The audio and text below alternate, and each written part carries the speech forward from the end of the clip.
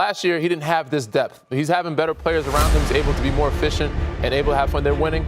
And it's kind of a travesty that he didn't win MVP last year. I'm sure people think he doesn't care. I don't think he was happy about it. But the fact that he played unbelievable last year and didn't win it, I don't say his team is letting him down, but he's making sure that he's MVP this year. The Denver Nuggets just took down the second best defense in the NBA. Nikola Jokic stuffed the stat sheet with 39 points, 15 rebounds, 10 assists, 2 steals, and 2 blocks.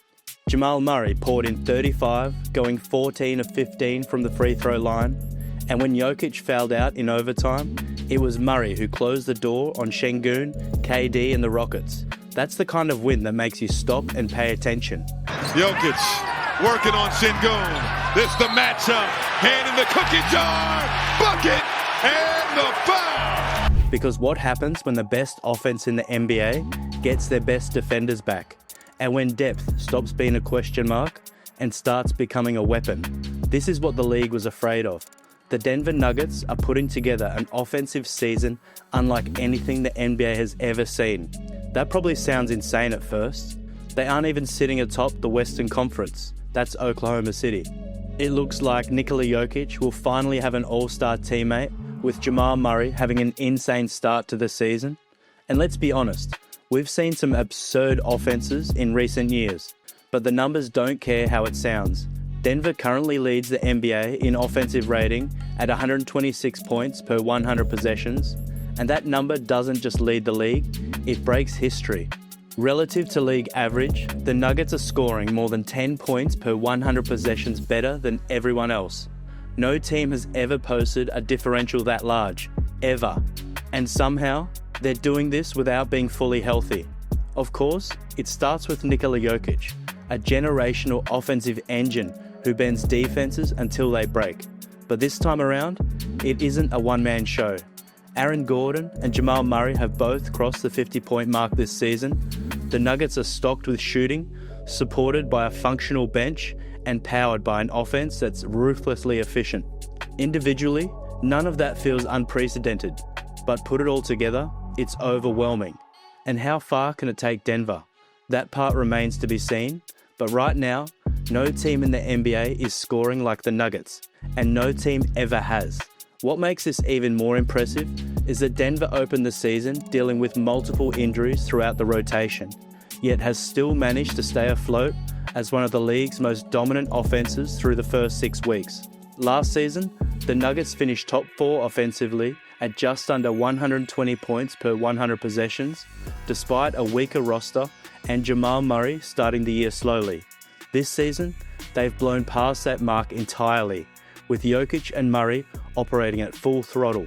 Denver has become a consistent nightmare for opposing defenses. For an offense that already lived near the top of the league, this kind of leap stands out as one of the most eye-catching statistical developments of the first part of the season. So what's driving it? In Jokic's mind, the answer is simple and collective. Jokic said this of the Nuggets' offensive improvement: "I think it's different nights, different guys. Like Spencer Jones had really good nights, Cam Johnson had a couple of good nights, Jamal, me, even when guys are out. Tim Hardaway had 7 threes. So I think there's always somebody to step up and give us the energy that we need." That's the through line of this Nuggets offense. Nuggets need to keep scoring. Murray, corner. Yes! Jamal Murray! Get out the marshmallows, he's on fire! No predictability, no relief. Just wave after wave of pressure and historically efficient scoring to match. Last season, Denver didn't have this kind of margin for error. This year, their depth and versatility have changed everything. Just look at the way the Nuggets have navigated the past stretch of games. The win over Houston was exactly the kind of statement Denver needed to make. The Rockets came in with the second best defensive rating in the league. They have Kevin Durant and Alperen Şengün. They're one of the best teams in the West. The final 100 seconds of regulation was pure chaos. 4 ties, 4 lead changes. Şengün hit a tough shot with 2.8 seconds left to put the Rockets up 1. Game over, right? Not quite. An away from the play foul by Amen Thompson sent Murray to the line, and he calmly knocked down the free throw to tie it. Jokic's 3 at the buzzer was long, and we headed to overtime. That's when things got interesting. Spencer Jones, the undrafted two-way guy who keeps proving he belongs, buried a three with under 3 minutes left to push Denver's lead to 7. The Rockets clawed back, but Şengün's contested three with 5 seconds left clanked off, and Denver escaped with the win. Jokic finished with 39 points, 15 rebounds, and 10 assists, his league-leading 12th triple-double of the season. Murray added 35, including 6 of Denver's 11 points in overtime, while going 14 of 15 from the stripe. But here's the part that makes this win even more impressive. Jokic fouled out in overtime. Murray and the supporting cast had to close this one without him. On top of already missing Aaron Gordon and Christian Braun, they also lost Peyton Watson 6 minutes into the first quarter with a trunk contusion. Against one of the best teams in the conference, and with their depth stretched thin, they still found a way. And that's what this Nuggets team is capable of when it matters. In Denver's December 3rd win over the Indiana Pacers, the offense flowed through Jamal Murray, with Nikola Jokic taking more of a backseat as a scorer. While still dropping 24 of his own, Murray exploded for 52 points, missing just 6 shots from the field in a performance that felt effortless. Even while missing 2 starters in Aaron Gordon and Christian Braun, Denver hasn't relied solely on Murray or Jokic to carry the load. Production has come from everywhere, throughout the starting 5 and deep into the rotation. Tim Hardaway Jr. caught fire in their 130-112 road win over Phoenix, drilling 7 three-pointers. Cam Johnson finally found his rhythm in the starting lineup, and undrafted two-way standout Spencer Jones has shown he's more than worthy of a standard NBA contract. When that kind of support is operating alongside the offensive engine that is Jokic, a player who flirts with a triple-double almost every night, Denver doesn't just stay afloat, they seem to get better. Despite their early season injury issues, the Nuggets haven't missed a beat offensively. If anything, they've taken another step forward. Whether this level of efficiency holds deep into the season remains to be seen, but through this stretch, the early returns are impossible to ignore. Depth and collective efforts are nice, but it all starts with Nikola Jokic. He still makes everything happen, and is still a generationally great player. This season, Jokic is averaging 29.8 points, 12.4 rebounds, and nearly 11 assists per game, while shooting 62% from the field and 42% from 3. If that stat line holds, he would join Oscar Robertson as the only players in NBA history to average 29 plus points, 12 plus rebounds, and 11 plus assists in a single season per stat head. And when it comes to passing from the center position, the separation is already absurd. Take a look at the most 25-point, 10-assist games by a center ever. Jokic has already cemented himself as the greatest passing big man in NBA history. He trails only Kareem Abdul-Jabbar in career assists by a center, despite playing nearly 800 fewer games, and he's on the verge of smashing that record entirely really soon. But it's not just the passing. Jokic can handle the ball, shoot beyond the arc, score from the mid-range, and still dominate in the paint. How often does a league see a 7-footer who scores at all 3 levels while also being arguably the best rebounder and passer in the NBA? Sure, he may not anchor the defense, but his offensive impact more than compensates, and every advanced metric backs that up. At just 30 years old, Jokic has a legitimate path to cementing himself as a top 10 player in the NBA history by the time he retires. And with the numbers he's putting up this season, a 4th MVP award is very much on the table. Anytime you're mentioned alongside Oscar Robertson, you're doing something special. The Big O was a statistical anomaly ahead of his time. Now, Jokic has become the modern version of that, and what he's doing this season is nothing short of historic. Just look at what happened against Sacramento.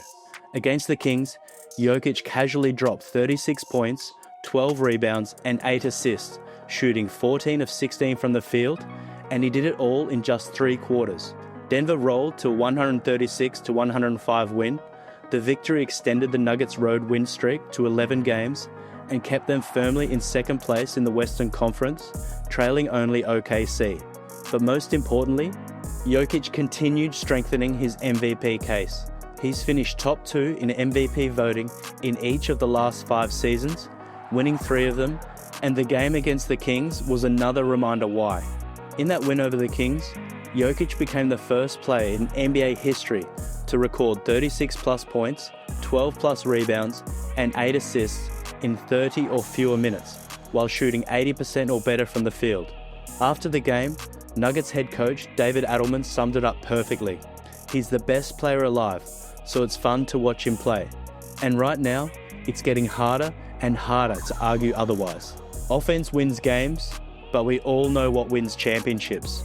The Denver Nuggets have been incredible this season, and still, there's another level they need to reach. Riding a 5-game winning streak, Denver has improved to 19-6 in the 25-26 season, marking the best 25-game start in franchise history. That surge has pushed the Nuggets to second place in ESPN's latest power rankings, but despite the historic offense, there's lingering concerns hovering over their title hopes: health and defense. Denver has recently been without Aaron Gordon and Christian Brown, and the impact is impossible to ignore. ESPN's Tim McMahon labelled health as the Nuggets' biggest weakness, and the numbers suggest he's right. After the matchup with Houston, Gordon missed his 9th straight game, while Brown sat out his 14th consecutive. The Nuggets have managed going 7-3 with both sidelined, but that version of Denver doesn't resemble the team at full strength. When Gordon and Brown are available, the Nuggets are 8-2, producing top 5 offensive and defensive ratings in the NBA during that stretch. Since losing them, the defense has cratered. Over the last 9 games, Denver owns the 2nd worst defensive rating in the league. Even with Peyton Watson and Spencer Jones holding their own as replacements, it's clear the Nuggets are simply a different team without their defensive backbone. That said, Watson deserves real credit. Pressed into a starting role because of injuries, Watson has played significantly better than he did off the bench. With him starting, Denver has gone 9-4, and his impact extends far beyond the box score. His performance against the Houston Rockets and Kevin Durant earlier in the season became a signature moment. Even if the 9 points he scored that night were a low ebb, but his work defensively on KD was absolutely highlight reel worthy. And fitting in nicely alongside Jokic and Murray, he's still plenty capable of going for 30 plus like he did against the Pelicans, just a couple of days before shutting down KD. Offense helps, but Watson is out there to defend the opposing team's best player. Since joining the starting lineup full-time in mid-November, the Nuggets have a plus 16.7 point differential when he's on the floor versus off. Yes, playing alongside Nikola Jokic helps, but Watson's on-off numbers are still among the best on the team. Still, there's no replacing Gordon and Brown. The Nuggets don't just need to survive without them, they need to get whole. Gordon, recovering from a grade 2 hamstring strain, is expected to remain sidelined until late December or beyond. Brown, out since mid-November with a sprained ankle, is on a similar timeline. And the concern isn't only about filling 2 starting spots or getting by on defense, it's about wear and tear on Nikola Jokic. Since Gordon and Brown went down, Jokic has been averaging just under 35 minutes per game, not far off his career high 36.7 minutes he logged last season. That workload eventually caught up to him, forcing Denver to shut him down for a stretch in March due to accumulated bumps and bruises. The Nuggets have built the most dangerous offense the league has ever seen.